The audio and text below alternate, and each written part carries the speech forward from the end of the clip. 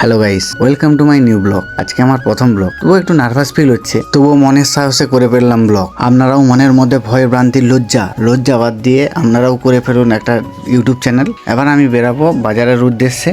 জামা প্যান্ট পরা হয়ে গেছে, এবার বাজারের উদ্দেশ্যে রওনা দেবো। সত্যি কথা বলতে আজকে আমি রাত্রিবেলা ঘুমাতে নিজেকে প্রশ্ন করলাম যে আমিও কি ইউটিউব চ্যানেল তৈরি করতে পারবো। নিজের কনফিডেন্সের সঙ্গে আজকেই আমি ইউটিউব চ্যানেল খুললাম, আজকেই আমি ব্লগ ভিডিও পোস্ট করছি। আপনারাও পারবেন যদি আপনাদের লজ্জা ভয় ভ্রান্তিগুলো কাটিয়ে আপনারাও একটা শুরু করুন ব্লগ ভিডিও। আপনাদের যদি ইউটিউব চ্যানেল খুলতে অসুবিধা হয় তাহলে আমাকে কমেন্ট করে জানান, আমি আপনাদের সাহায্য করে দেবো। লজ্জা ভয় কে কী বললো সব কিছু কাটিয়ে আপনিও নেমে পড়ুন। আপনি কি করছেন প্রতিদিন ডেইলি লাইফের সেইগুলোই তুলে ধরুন ইউটিউবের মাধ্যমে। কার কি মতামত আপনারা কমেন্ট করে জানান। আমি চললাম বাজারের উদ্দেশ্যে, এবার বাজার যাই, কেমন কি ব্যাপার আছে তুলে ধরবো আপনাদের কাছে। বাজার যেতে যেতে দেখলাম যে লেবু গাছে লেবু ঝুলছে, হঠাৎ আমি দাঁড়িয়ে গেলাম, লেবুগুলা দেখলাম এবং ভিডিও করলাম আপনাদের সামনে। এবার আপনাদের সঙ্গে দেখা হবে বাজারে। এইবারে আমি বাজার চলে এসেছি, বাজার এসে আমি দোকানে একটা বসে আছি। এটা কি দোকান বলুন তো?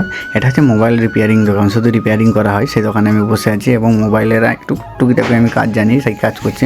সামনে আমাদের রয়েছে মায়ের মন্দির, এই মন্দিরের সামনেই আমাদের দোকান। এই দোকানে বসেই কাজ টুকিটাকি হয়। আজকে আমার রাতেই পড়ছে নাইট ডিউটি। বাজারের পক্ষ থেকে একদিন করে, মাসে একদিন করে সবার ডিউটি পড়ে। ডিউটি দিতে দিতে এটা কি দেখলাম, মনে হচ্ছে যেন হরিণগুলা ঘোরাঘুরি করছে। এই দেশি হরিণগুলা সবসময় আমাদের সঙ্গে থাকে, আমরা যেদিকে যাই ওরাও সেদিকে যায়, আমাদেরকে পাহারা দেয় ওরা। চারিদিকে রাস্তা শুনশান রাস্তা, কোনো একটাও গাড়ি নেই। যখন যে গাড়িটা আসে সেটা যাচ্ছে একদম যেন 100 স্পিডে যাচ্ছে, বেরিয়ে যাচ্ছে।